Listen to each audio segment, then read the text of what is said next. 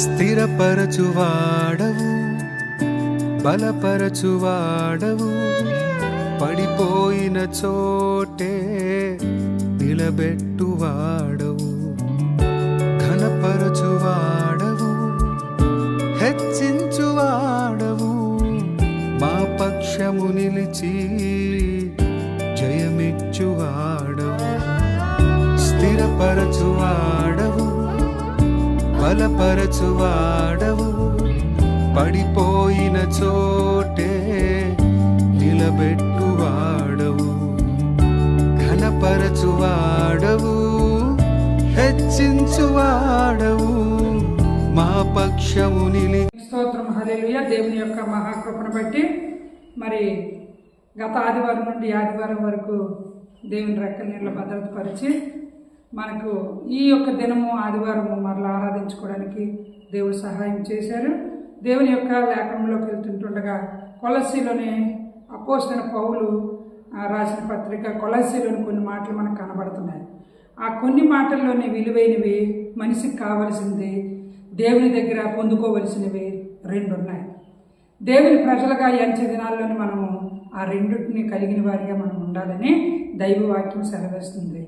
గత వారం నుండి వారం వరకు దేవుని యొక్క భద్రతలు నడిపించి గత ఆదివారం ఎంతో ఘనంగా మందిరంలో ఆరాధన అయిన తర్వాత వివాహము చక్కగా జరిగింది. ఈ ఆదివారం మరలా ఆరాధించుకోవడానికి దేవుడు అవకాశం మనకి ఇచ్చాడు. అయితే వాక్యం వింటున్న నా ప్రియమైన సహోదరి సహోదరులకు గ్రూపులో వాట్సాప్లో చూస్తున్న వారికి నా హృదయపూర్వకమైన వందనాలు, సంఘ బిడ్డలు కూడా నా హృదయపూర్వకమైన వందనాలు. కొలస్సీ పత్రికలో 4:2 ఒక మాట మనకు కనబడుతుంది. 4:2 తీసి మనము చదువుదాము. అంచె దినాలను మనం ఉన్నాము. దేవుని దగ్గర నుండి దీవెనలు పొందుకునే బిడ్డలుగా మనం ఉండాలి. వాటిని అనుభవించాలని దేవుడు వాటన్నిటిని మన కొరకు మేలైనవి పెట్టినప్పుడు మనము ఇసికిపోయి ప్రార్థించక వెనక్కి వెళ్ళిపోతున్నాం ఒక్కొక్కసారి. కాబట్టి దేవుని లేఖనం సెలవిస్తుంది, నీవు నేను ఇసికిపోకూడదు. దేవుని దగ్గర మనము అవి పొందుకొని మనం ఉన్నప్పుడు, నడుచుకున్నప్పుడు దేవుడి కార్యాలు ఇంకా మనము చవి చూస్తామని దేవుని లేఖనాలు సెలవిస్తున్నాయి. కాబట్టి ఈరోజు మనం చదువుకోవలసిన మాట కొలస్సీ 4:2లోని మాట మనకు కనబడుతుంది.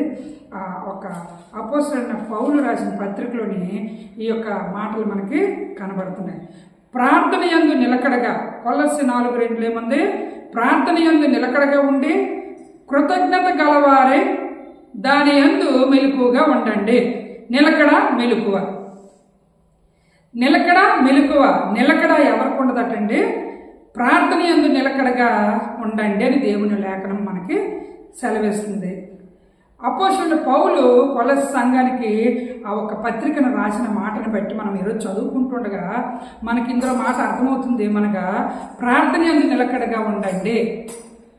మనిషిలో ప్రార్థన చేసినప్పుడు నిలకడతనము ఉండాలని దేవుని లేఖనం సెలవిస్తుంది. అంచె దినాల్లో ఉన్నాము, నిలకడ లేని ప్రజలు ఉన్నారు కాబట్టి దేవుడు హెచ్చరిక చేస్తున్నాడు. నువ్వు ప్రార్థిస్తున్నావా? చూడండి, మనం ఏం చేస్తామంటే కార్యాలు జరగకపోయినప్పుడు ఆ ప్రార్థన యందు నిలకడ తగ్గిపోద్ది. నేను ఎన్ని సంవత్సరాలు బట్టి అడుగుతున్నాను, ఎన్నాళ్ళు బట్టి నేను అడుగుతున్నాను దేవుని దగ్గర, నేను ఇంకా పొందుకోలేదని చెప్పి ఆ ఒక నిలకడను దేవుని ప్రార్థన యందు నిలకడగా ఉండలేని వారు ప్రజలు చాలామంది కనిపిస్తూ ఉంటారు. మనమే ఒక్కొక్కసారి ఇన్ని సంవత్సరాలు కూడా చేసిన ప్రార్థన ఇంకా నాకు అద్భుతం జరగలేదని నిలకడగా లేని స్థితిలో ఉన్నప్పుడు మరి దేవునికి వ్యతిరేకమైన బిడ్డలం అయిపోతాం. కాబట్టి ఎన్నాళ్ళు అయినప్పటికీ ప్రార్థన చేసినప్పుడు దేవుడు కార్యం చేస్తాడు. దేవుడు పాదాల చెంతలో ప్రార్థన పెట్టావు కాబట్టి నీవు మట్టుగా ప్రార్థనలో నిలకడగా ఉండాలి. తదుపరి కృతజ్ఞత గలవారే దాని యందు మెలకువగా ఉండండి. చాలా మందిలోని ముందు అన్ని ఒక కార్యక్రమాలు ఏవైనా సమస్తము జరిపించిన ముందు గొప్ప కృతజ్ఞతగా ఉంటారు. కార్యక్రమం అయిపోయిన తర్వాత నిర్లక్ష్యంలోకి వెళ్ళిపోతారు. జరిగిపోయింది కదా, అయిపోయింది కదా అని నిర్లక్ష్య స్వభావంతో నడుచుకుంటారు. కానీ దేవుడు వాక్యం సెలవిస్తుంది, నువ్వు ఎలాగుండాలట? కృతజ్ఞత గలవారే దాని యందు మెలకువగా ఉండండి. నిలకడ ప్రార్థన యందు ఉండాలా, కృతజ్ఞత యందు మెలకువ కలిగి మనం ఉండాలి. ఈ ఒక దేవుడు నాకు చేసిన ఈ అద్భుతమును బట్టి, కార్యక్రమాన్ని బట్టి, నాకు దేవుడు చేసిన మేలు ఉపకారాలు బట్టి నేనేం చెల్లించగలను? నేనేమి గణపరచగలను? కిందటి వారు మీ నిషకు పెళ్ళయింది. 8 రోజులు అయిపోతుంది గత ఆదివారంకి ఆదివారం. ఆ బాబు ఎక్కడున్న దేవుడి సన్నిధిలోని అత్తోరింటికి వెళ్తాడు కదా, ఇప్పుడు అటు ఇటు తిరుగుతూ ఉంటాడు. అత్తోరింట్లో ఉన్నానమ్మా అన్నాడు. అక్కడ మందిరం ఉన్నా వెళ్ళి, అయ్యా నాకింత ఘనమైన పెళ్లి వివాహము ఆదివారం కూడా జరిపించవు నాయనా అని దేవుడికి కృతజ్ఞతలు చెప్పాలి. యాక్చువల్గా చెప్పాలంటే ఇక్కడే చెప్పాలి, కానీ మరి పల్లెటూరులో ఏంటంటే పెళ్ళి అయిపోయి అత్తవారింటికి వెళ్ళాలా రావాలా ఈ ఒక్క సబ్జెక్ట్ ఎక్కువ అవుతుంది. కాబట్టి ఏది ఏమైనప్పటికీ జరగక ముందు కృతజ్ఞత హృదయంతో ఉన్నప్పుడు, జరిగిన తర్వాత డబల్ కృతజ్ఞతతో మనం ఉండాలి. డబల్ కృతజ్ఞతతో ఉండి దేవునికి మనము కృతజ్ఞతలు చెప్పాలి. అలాగే ఉద్యోగ విషయంలో, చదువుల విషయంలో, ఎగ్జాముల విషయంలో, వివాహ విషయంలో, అలాగే మరి ఏదైనా నువ్వు దేవుడి సన్నిధిలో అనుకున్నది దేవుడు చేసిన విషయంలో నీవు కృతజ్ఞత విషయంలోనే నువ్వు మెలకువగా లేకపోయావనంటే మరి నీ యొక్క ఆత్మీయ జీవితము అంతే అంతే అంతే. కాబట్టి నువ్వు మెలకు కలిగి ఉండాలి. కృతజ్ఞతల చెప్పుట్లో, దేవుడు కృతజ్ఞతలు చెల్లించుట్లో మెలకు కలిగి ఉండాలి. ఆ మెలకు అనేది ఉన్నప్పుడే కొంచెంలో ఏమంటే ఎన్ని 2 రొట్టెలు, చిన్న చేపలు 5, ఇవి ఎలాగయ్యాయి, ఎంత విస్తారమయ్యాయి, ఎంతమంది తింటే మిగిలింది. కాబట్టి దేవుని పిల్లలుగా దేవుని లేఖనాలు సెలవిస్తున్నట్లుగా ఆ ఒక చిన్న దాంట్లోనే దేవుడు కృతజ్ఞతలు చెప్పినప్పుడు విస్తారంగా జనాలు తినగా మిగిలింది. కాబట్టి దేవుని పిల్లలమైన మనము ప్రతి విషయంలో కూడా కృతజ్ఞత గలవారిగా ఉండాలా. కృతజ్ఞతలోని మనము మెలకు కలిగిన వారిగా ఉండాలి. పెట్టినాను అక్కడ సౌండ్ రాకూడదు. లూకాసు 18:1 ఒక మాట మనకు కనబడుతుంది. వారు విసుగక నిత్యము ప్రార్థన చేయుచుండవలెను, ఆయన వారితో ఈ ఉపమానము చెప్పెను. అంటే ఇప్పుడు చూడండి, ప్రార్థన ఎందుకు నిలకడగా ఉండాలని అంటే ఒక ఉపమానం చెప్తున్న మాట ఏమని, దేవునికి భయపడకయు మనుషులకు లక్ష్య పెట్టకయు ఒక న్యాయాధిపతి ఒక పట్టణంలో ఉన్నాడు. ఈ ఉపమానమైన మాట ఇది. ఆ పట్టణంలో ఒక విధవరాలు ఉండెను. ఆమె అతని యొద్దకు తరచుగా వచ్చి ప్రతివాదికిని నాకును న్యాయం తీర్చమని అడుగుచూ వచ్చెను. గాని అతడు కొంతకాలము ఒప్పకపోయిన తరువాత అతడు నేను దేవునికి భయపడకయు మనుషులకు లక్ష్య పెట్టకయు ఉండినను, ఈ విధవరాలు నన్ను తొందర పెట్టుచున్నది కనుక ఆమె మాటికి వచ్చి గోజాడకుండినట్లు ఆమెకు న్యాయము తీరుతునని తనలో తాను అనుకొనెను. అంటే ఇక్కడ మనకు అర్థమవుతున్న మాట ఏంటంటే ప్రార్థనలోనే ఏముండండి, నిలకడ ఉండాలి. ఈమె మాటికి గోచాడుట్లో నిలకడ కలిగిన ఆవిడ. కాబట్టి ఈ న్యాయాధిపతి దేవుడి మాటకి లోబడినవాడు కాదు, మనుషుల మాట కూడా లక్ష్య పెట్టినవాడు కాదు. అలాంటి ఈ న్యాయాధిపతి అట తక్కువని ఏమంటున్నాడట, ఈమెకి ఏదో ఒకటి నేను చెయ్యాలి, మంచిగా చెయ్యాలి, మాటికి వచ్చి గోజాడుతుంది కదా, ఈమెకు నేను మేలైనదే చెయ్యాలని చెప్పి తలంపతల్లోకి వచ్చిందట. అంటే నీవు ప్రార్థనలో నిలకడగా ఉంటే దేవుడు కార్యాలు కూడా అలాగే ఉంటాయని ఈ ఉపమాన రీతిగా మనకు కొన్ని మాటలు అర్థమయ్యాయి. ఆ స్త్రీ ఆ న్యాయాధిపతి ఆమెకు న్యాయం తీర్చాడు. లూకాసు 18:6 ఒక మాట కనబడుతుంది. మరియు ప్రభు ఇట్లనెను, అన్యాయస్తుడైన ఆ న్యాయాధిపతి చెప్పిన మాట వినుడి. దేవుడు తాను ఏర్పరుచుకున్న వారు దేవారాత్రులు తన్ను గురించి మొరపెట్టుకుని చూడగా వారికి న్యాయం తీర్చడా. ఎంత చక్కటైన మాట. ఆ న్యాయాధిపతి ఆ స్త్రీ విషయంలోని ఆమె గోజాడింది, ప్రార్థించింది, మాటికి ఆమె ఇసుక వెళ్ళింది. కాబట్టి న్యాయం తీర్చబడింది. ఒక ఉపమాన రీతిలో తెలియపరిచిన న్యాయాధిపతి ఆ విధవరాలకు సాయం చేసిన ఆయన మరి ఇక్కడికి వచ్చినప్పటికీ అతను మనిషి మాట వెంట లక్ష్య పెట్టడు, దేవుణ్ణి భయం లేనివాడు. అలాంటి వాడు హృదయమే మారిందని అంటే ఇక్కడ దేవారాత్రములు కూడా మరి దేవుని దగ్గర నువ్వు మొరపెడితే నీకు న్యాయం తీర్చడా దేవుడు. నీ మొరకు దేవుడు న్యాయం తీర్చే దేవుడు.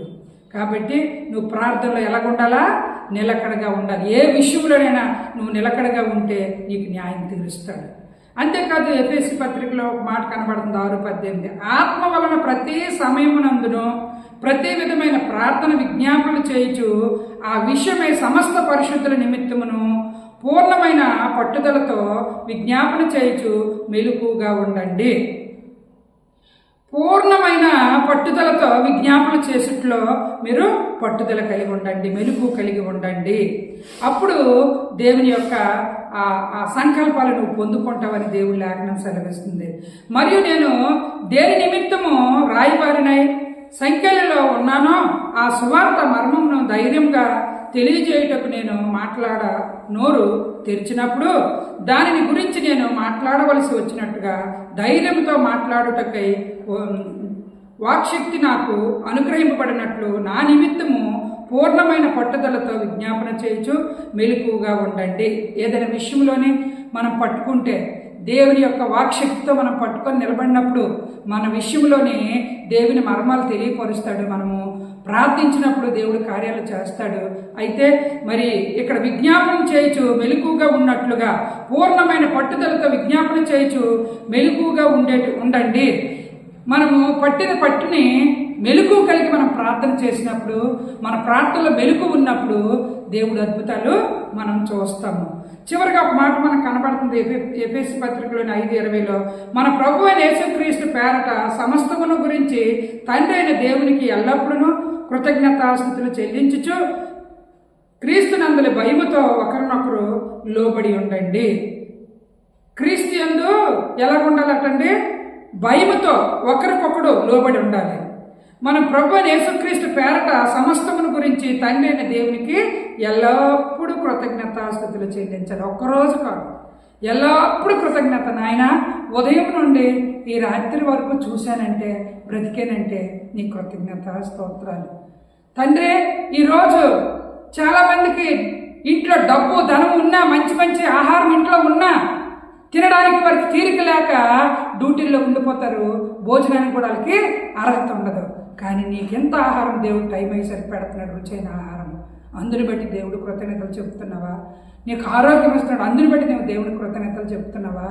మరి ఎల్ల వేళలా కూడా మనమాట మరి మన ప్రభు యేసుక్రీస్తు పేరట సమస్తమును గురించి తండ్రి అయిన దేవునికి ఎల్లప్పుడూ కృతజ్ఞతాస్తుతులు చెల్లించేసి సభ్యులుగా చెల్లించే బిడ్డలుగా చెల్లించే కుమారులుగా ఉండాలని చెప్పి దేవుడు లేఖనం సెలవిస్తుంది.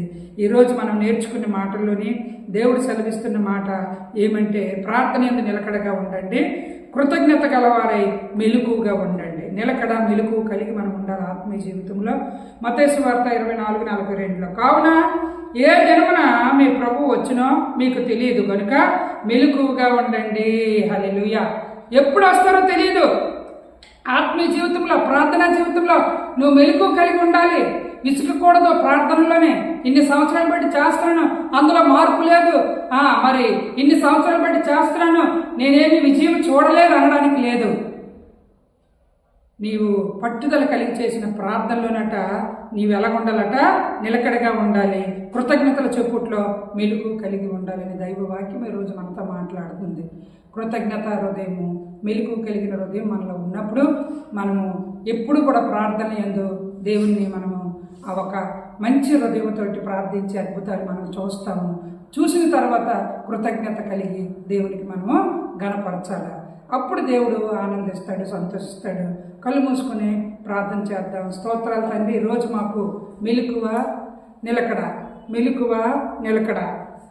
నిజంగా మేము మెలకువగా ఉండాలా, నిలకడగా ఉండాలా? దేవుని ప్రజలుగా మెలకువ మాలో ఇవ్వండి, నిలకడ మాలో ఇవ్వండి. అంచె దినాలు, భయంకరమైన దినాల్లో ఉన్నాం. ఎవరు బ్రతుకు వారు ఇష్టం వచ్చిన బ్రతుకుతున్నారు. ఎవరు చెప్పినా వినలేని, లక్ష్యం లేని మనుషులు, లక్ష్య పెట్టని హృదయాలు. కాబట్టి ఇలాంటి మనుషుల దగ్గర నీ ఆత్మీయ జీవితము, ప్రార్థనా జీవితం మెలకువ, ఇంకొకటి ఏం చెప్పామంటే నిలకడ. అలా ప్రార్థించుకుందాం. స్తోత్రం ప్రభువా నాయన.